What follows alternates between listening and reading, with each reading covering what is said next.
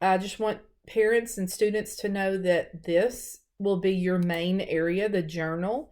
You will be the only one that's listed here, because you're gonna we've turned off students can see each other's work, so that this is the all that you will see. You will not see your classmates over here.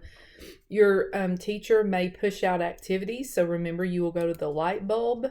If you click on the light bulb, you should have activities waiting for you here. There should be a little notification here if you have an activity that you haven't done. The inbox is going to be where your teacher will push out announcements or messages. So you can click between this, and it takes you to either your messages or your notifications. So those are the main areas that you will need. If you need to sign out as a student, you will have to go up here to your name. You will have to select the wheel and then the red word sign out, and you'll have to do it twice. Sign out, and then it'll have another pop-up that says sign out, and you'll click that again.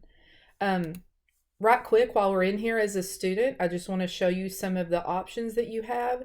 If you click add, the green plus sign, you have an option to take a photo. So if you're on an iPad, you would just click here and it would actually allow you to take a photo, or your phone, or if you're on a computer and you have a camera attached to it, you can take a picture that way.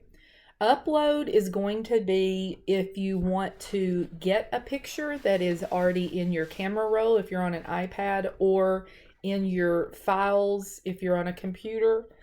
So that would be like if you already have something already stored, then you could go get it and bring it into Seesaw. Drawing we're going to do last. Video is exactly like photo, except it gives you the option to go ahead and video directly from Seesaw. So this would not be a video you've already saved. This is one that you're literally videoing right now while you're in your Seesaw journal, either with your iPad or your computer. Link would allow you, if you found something on the web and you wanted to add it to your journal, you could do that. So you would just click here and you would drop the link in, or copy and paste the link to the URL into here. Note, I'm going to click on Note just to show you. Basically, it's just like a piece of notebook paper. So you could type in messages, or sometimes your teachers may have you type in a sample of writing or respond to something here. And then when you're finished, you always click the green check sign. And then the last one that I wanted to show you is, let me see if I can get back, the drawing, because it has several options. So when you go into drawing, you've got a blank canvas. Your blank canvas has a T. The T is going to be text. So this is where you can put in text. When you do that, I do want you to notice that if I click out of it, and then click back on it, it gives me handles. These are the little white selection handles. I can turn it up here. And the other thing that you can do is you can also customize it. So if you click on your three dots, you've got several fonts to choose from here if I would rather see it like that. If I don't want the black box, I can click this. If you want the black box, you can click that. Or if you want a darker solid background, you can do that. Okay. Now, if you want your text to be a different color, then you're just going to use your color wand over here and then just click a different color. Here's blue, purple. Okay. The other thing under style is I can make my text go all the way to the left, all the way to the right, or in the middle. That's called justify text. And I think that's all there for text. If you want to make it bigger, then you're just going to select it and pull your handles. So it kind of pulls it like an image. Think of it like that, okay? So that's all we're going to do with text. I'm just going to leave that there. We're going to skip, well, we can go ahead and, the microphone, if you click on the microphone, it's asking me if I want to allow. It'll do the same thing on your iPad. So it gives you a countdown. You're basically, right now, it's recording whatever you want to say. This could be used if your teacher has asked you to explain your thinking, or to give, if you wanted to record your voice telling about a story, or whatever your assignment is, then this is an option for you. If you want to pause it, you can just push pause. If you want to continue it, push play. It may look a little bit different on an iPad. I can't remember. I'm on a computer right now. So just know that when you're finished, you can click done. I think on an iPad, maybe it's just the green check mark. On an iPad, down at the bottom, you'll see the play sign so that you can replay your video, or you could re-record it.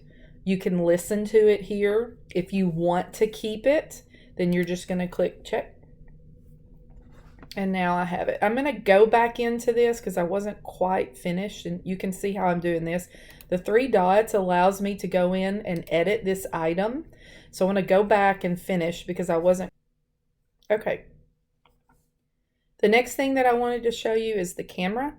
Basically, this is exactly like the camera that I showed you in the screen before. The only difference is that when you do the camera here, you can get it from your files or from your camera roll, or you can take a picture. But when you do that, it's actually going to put the let me see if I can find. I'll just put this one in. It's going to put the picture right in your canvas, and then you can adjust it, okay? Or you could also take a photo and it would drop it right here. So if you want to take a picture of yourself working, or a picture of a selfie, you could do that right here, and then it just goes right here in your canvas.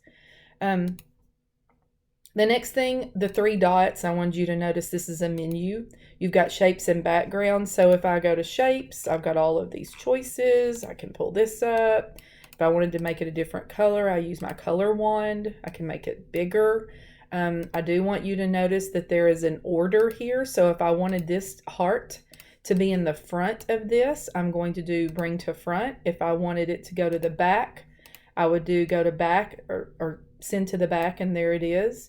Let me see, another under style. If I wanted just the outline of it, I would click this. If I wanted it to be solid here, and if I wanted it to be lighter colored, there's an option. So you've got several options in here, and you can play around with those. The last thing is your background. So I wanted to show you that. You're going to click here. You've got all these backgrounds. Your teacher might want you to practice writing. This would be a great way to do that, just pulling in your notebook paper. Here is some graphing paper. These are music. Here's just chart paper. You've got all kinds of options, and you've also got colors. So if you wanted a rainbow background, you've got all kinds of colors here you could choose. Down at the bottom, I wanted you to notice this hand actually allows you to move things around.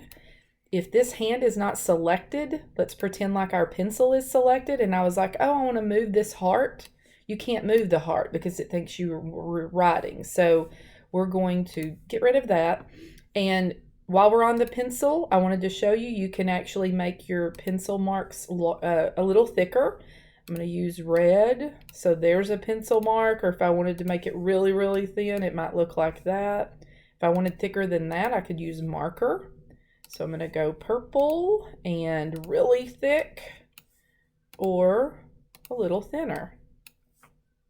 The highlighter would be great for you to highlight words on if your teacher's asking you to look for certain words or numbers, you could click the highlighter, and then just up here you can maybe highlight a word. And the highlighter just means that you can read behind the markings. I call this the sparkle marker. I think it's really cool. The sparkle marker just makes it fun to write. Again, you've got different sizes. Whenever you choose your color, it kind of looks like, or I guess we could call this a glow marker. It kind of gives you, makes it look like it's glowing. So it's just a little fun way to add. Whenever you click on the eraser, you've got 2 options. Of course, here's your sizes. So if you wanted to erase just a little bit, I could erase that. If I wanted to erase a big section, I could do that. Or if I wanted to erase all of the markings on my entire page, I would just click Erase Drawing. It won't take the objects off, but it will take the markings off. So the last thing that I have here for students is you are just going to look right over here at the quote. That is for you to put a caption. So if you wanted to type in a message for your paper, I'm having a hard time, you could do that. You could also click here and add, you could read your sentence that you type, or you could just add a voice caption, which would literally just be a little speaker, and when people click on it, they can hear your voice. So I just wanted to show you all the parts to that. I think that is it. Remember, check sign, the check plus sign, the check mark sign puts it in your Seesaw journal. Whenever you look here, waiting for teacher approval, that means your teacher will go in and look at that, and she will approve it to go into your journal. Okay, you can still see it because you've just done this. Notice down at the bottom, my caption, I love to learn, is showing here. Your teacher has comments turned on, then you can comment. She might comment on yours, and then you could reply to her. Some teachers will be using folders. If they ask you to put it in a certain color folder, then, well, this class doesn't. Then you could click here and there would be colored folders. You could drop your work into a certain color folder.